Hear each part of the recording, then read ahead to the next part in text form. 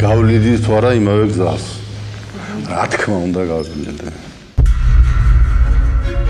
ჩემი პოლიტიკური კარიერა ძალიან ისე წარიმართა სწრაფად.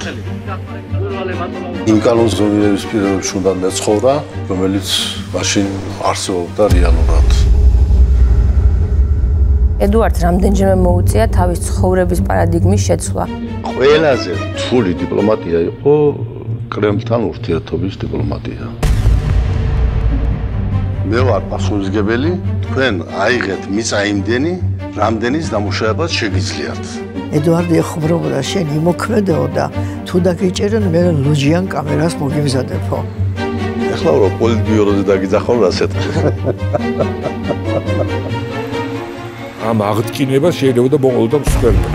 გადავაბიჯე, გადავედი ხალხში. ოჯახი ძალიან დიდი იყო მის ცხოვრებაში. ოჯახი კაცობრიობის საფუძველია, ჩემთვის ჟანგბადია.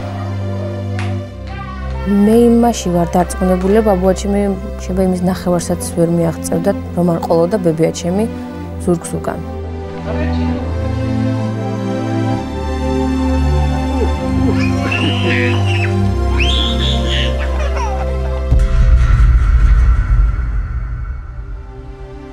მიდითო და უთხარითო პროფესორად ჩადგეს სათავეში. მარტო ბავშვები ნუ გამორბიანო. ჯეროდა ქართველი ხალხი დათმობაზე არ წავიდოდა.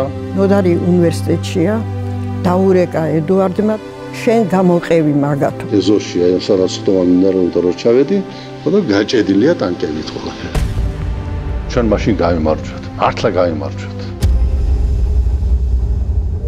როგორ მე უნდა დაასულიყო თვითმფრინავში და დალაპარაკებოდა როგორც იცოდა ხოლმე თავის რისკის ფასად, მაგრამ ნუ თავზე მოძალა არ გაუშვეს. მოსკოვმა გააკეთა ყველაფერიას, მოსკოვმა რა გაგებით გააკეთა მოსკოვის სახელმწიფო უშიშროების კომიტეტმა. სესიის ბოლომდე გაჰყვა მას ეს დიდი სინანულის გრძნობა, რომ ვერ შეძლო ვერაფერს გაკეთება. არ გეშინიაო, ისაა ციგნებს რომ უშვებთო. არ გეშინიათო. აკაკი ბაქრაძე საჯარო ლექციებს კითხულობდა უნივერსიტეტებში და საქართველოს დამოუკიდებლობაზე ლაპარაკობდა ღიად და არავინ არ იჭერდა. მოიტანეს ამბავი რომ ამის გაშვება შეუძლებელია. აქ ესაა ანაგულისხმები, იქ ისაა ანაგულისხმები. მე რა გადავწყვიტე ნახო. მისი დამოკიდებულება სულიერების მიმართ იყო ხაზგასმული. ეხლა დარეკა შევარდნოდნენ. რა გუშინდონი როგორ წავიდა გუშინ. რომ არა ბატონი ედუარდი, ოთარ იოსელიანი ვერ გაემგზავრებოდა პარიზში. მიხვდა რომ საქართველოს თუ ხელოვნებას არ მოკიდებს ხელს, თუ არ დადგამს სპექტაკლებს, არ გადაიღებს კინოს, დაიკარგება. დამიძახეს სანახავად, ჯერ კიდე შავი მასალა იყო, არ იყო დასრულებული საბოლოოდ.